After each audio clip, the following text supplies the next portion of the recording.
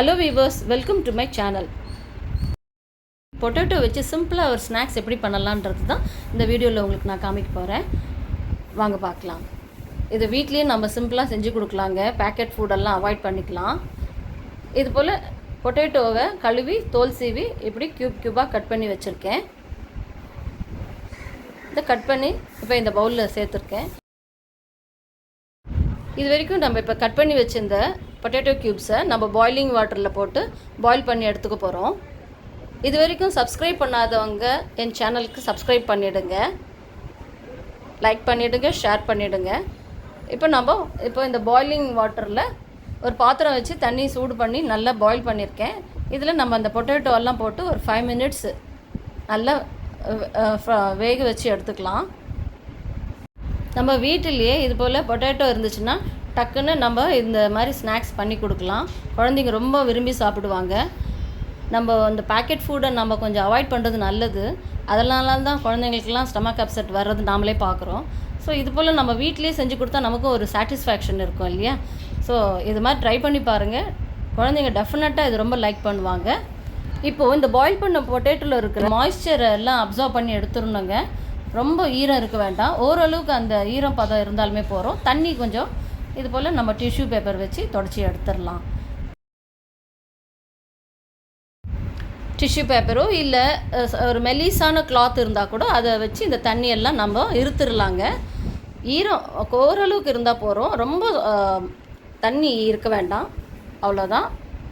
இப்போ இது தொடச்சி வச்சாச்சு. இப்போ நம்ம இதை கோட் பண்ண போகிறோம். அதுக்கு 2 tablespoon கார்ன்ஃப்ளவரை இந்த மாதிரி ஒரு டிஃபன் பாக்ஸ் மாதிரி எடுத்துக்கோங்க. அது மூடி போடுற மாதிரி இருக்கட்டும். அப்போ தான் நம்ம இந்த பொட்டேட்டோலாம் போட்டு அதை நம்ம நல்லா கோட் பண்ண போகிறோம். அதால் இப்போ இந்த பொட்டேட்டோ இது கூட ஒரு 1/4 teaspoon உப்பு போட்டு நல்லா மிக்ஸ் பண்ணிக்கலாம். இது நல்லா மிக்ஸ் பண்ணி விட்டதும் இப்போ நம்ம அந்த பாயில் பண்ண பொட்டேட்டோவை இதில் நம்ம சேர்த்துடலாம்.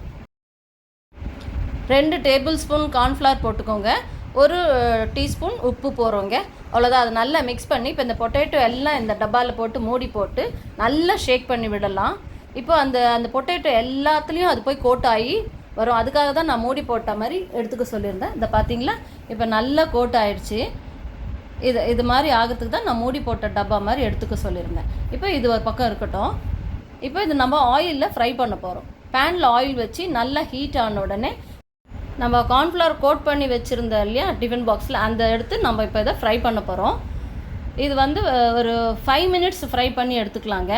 ரொம்ப கோல்டன் ப்ரௌனாக ஆகணும்னு அவசியம் இல்லை. எனிவே நம்ம எப்படியும் செகண்ட் டைம் பண்ணுற ப்ரொசீஜர் இருக்குது. அதுக்காக இது ஒரு 5 minutes நல்லா இதை கொஞ்சம் ஃப்ரை பண்ணி எடுத்துக்கலாம். இது பார்க்குறதுக்கு லாங் ப்ராசஸ் மாதிரி தெரியுங்க, ஆனால் இது குயிக்காக பண்ணிடலாங்க. இது ஒரு 15 to 20 minutes இது முடிச்சிடலாம்.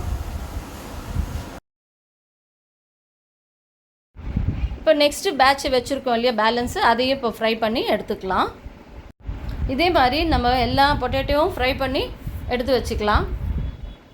ஃபஸ்ட்டு நம்ம ஃப்ரை பண்ண அதே மெத்தடில் தாங்க ஒரு 5 minutes ஃப்ரை பண்ணி எடுத்து வச்சுப்போம்.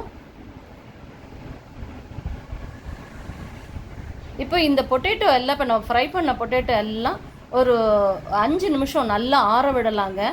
அந்த சூடு பதம் இருக்கக்கூடாது, அந்த அளவுக்கு நல்லா ஆற விட்டுட்டு நம்ம மறுபடியும் இப்போ ஃப்ரை தான் பண்ண போகிறோம். ஸோ கொஞ்சம் நல்லா ஆற விட்டுட்டு இப்போ ஃப்ரை பண்ணிக்கலாம். திரும்ப பேனில் நல்லா ஹீட் ஆன உடனே இதெல்லாம் நம்ம கொஞ்சம் கொஞ்சமாக ஒரு 2 பார்ட்டிஷனாக நம்ம ஃப்ரை பண்ணி எடுத்துக்கலாம். சேம் அதே ப்ரொசீஜர் தாங்க, முன்னாடி பண்ண மாதிரியே நம்ம 5 minutes செகண்ட் டைம் இப்போ ஃப்ரை பண்ணுறோம். இது நல்லா ஃப்ரை ஆன உடனே எடுத்துடலாம். ஒரு 5 minutes டைம் தாங்க. இப்போ இதை எடுத்துருவோம். இது நல்லா ஃப்ரை ஆயிடுச்சு. இப்போ எடுத்துடலாம்.